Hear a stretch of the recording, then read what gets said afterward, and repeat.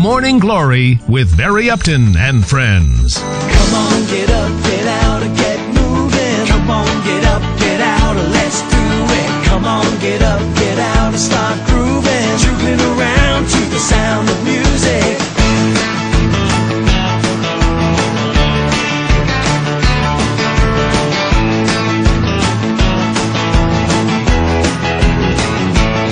Welcome back to the show. It's MGTV here on 96 FM Morning Glory Show, and our special guest today, Mr. Barry Kenyon, who's assistant down there at Immigration. And before the break, we were talking about overstays, and there's a little bit more information about overstays you can give us, isn't there? Yeah, it's the problem that worries people are the long overstayers, where the weeks have turned into months. And of course, that's never a good idea.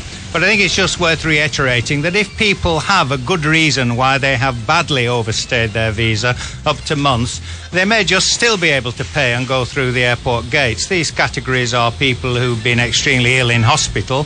Nobody expects you to attend to your visa when you've been unconscious, so take documentation from the hospital. That's one. What other ones are there? There are also, I think, very elderly people and handicapped and blind people. We had a lady the other day, never looked at her passport for 2 years because she's blind, and she was 7 months over, and she was able to pay at the airport. You have to pay the $20,000, but you won't be arrested if you've got solid reasons. Another one are people who've been in prison, as you indicated, or have got bail and they don't have all the documentation they might need from the court. They have to pay too. Yeah. So if you've got a good, valid reason, they're not going to be unjust in the situations like the people who've played the system or don't have any money who might have a problem. Okay, so make sure you got some money and don't play the system. That's the moral of the story. Now, a lot of people have been saying to me before that it was very interesting about the information about the 90-day reporting or the renewing and going down there and reporting that immigration. Can we just sort of say about exactly what you should be doing? Sure, yeah. Foreigners who have a 1-year visa and haven't left the country recently, every 90 days they have to report their address at the immigration. In the past, we only required people to fill in a simple form. What has caused the confusion, if it is confusion, is that we're now asking people who are reporting their address after 90 days to copy their passport, the visa page, the little white card and the ID page, and bring proof of address also, such as a rent agreement or a bill from the house or car insurance or even the back of your car license, something with your address in tie. And people say, why do we have to do this? They're always changing the rules at the immigration. The reason's quite simple. The data input officers have to put all this information in the computer that you provide, and about 70% of the Farang handwriting they can't understand. Well, that's the problem, because people scribble the answers. So we're asking for this backup information to make the system fairer to the foreigner, to make sure that we have an honest account of where he's living and staying, we haven't made any mistakes, and it also enables our computer system to be up to date. So understand, if you go down there to immigration, not everybody's going to be able to speak English. Not everybody's going to understand your English handwriting. I think that's the moral of that story, isn't it? Right.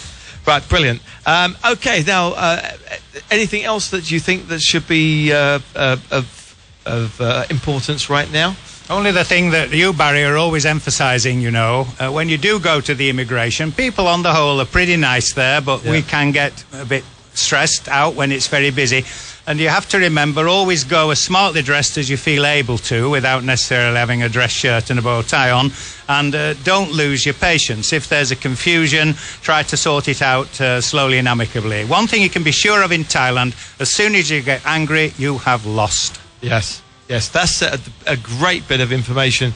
So make sure you treat everybody with respect down there, and they will do the same for you. I think that's the moral of that story. Thanks very much, Barry, for coming in again. You're welcome. And so we look forward to some more tips and information when next time you visit us. Thanks very much. Okay, on MGTV and also on Morning Glory, we like to bring you what's going on in the internet world of YouTube, and something that's been causing a bit of interest with people. It's had 200,000 hits in only 24 hours. So I've got to bring you this one. And it's a group of guys who have converted a motorbike and a sidecar into a mobile stage, and they've got a drum kit on it, they've got their guitars, and they're actually driving down the highway playing. It's like Band on the Run. Paul McCartney had the song Band on the Run many years ago. Well, they are believed to be from Russia. They've taken it to the next level of being a band on the run, and they've been spotted playing their own music on the open road atop a specially created motorbike and sidecar. The group was captured by a motorist on the open road in Russia, and the video shows a drummer and a guitarist jamming away while a helmetless driver chugs them forward. With the wind in their hair and smiles on their faces while they rock, it's an obvious buzz, but there could be more than meets the eyes of their wacky adventure. The title of the video, which translates into English as Town Musicians of Bremen, is the same title of the Brothers Grimm tale, in which 4 travelling musicians set out on a long journey to Bremen in Germany. However, they never reached their desired destination. The video was uploaded onto YouTube yesterday. It's already become an internet hit.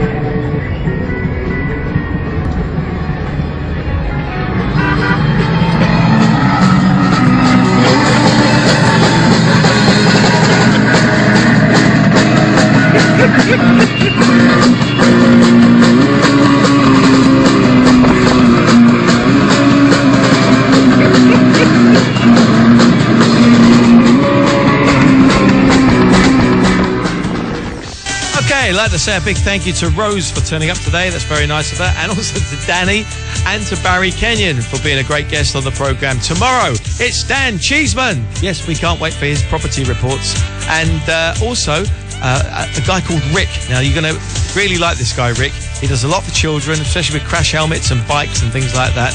We'll find out what he's up to. That's all on the tomorrow's edition of Morning of Glory and MGTV. Make sure you join us. Bye-bye.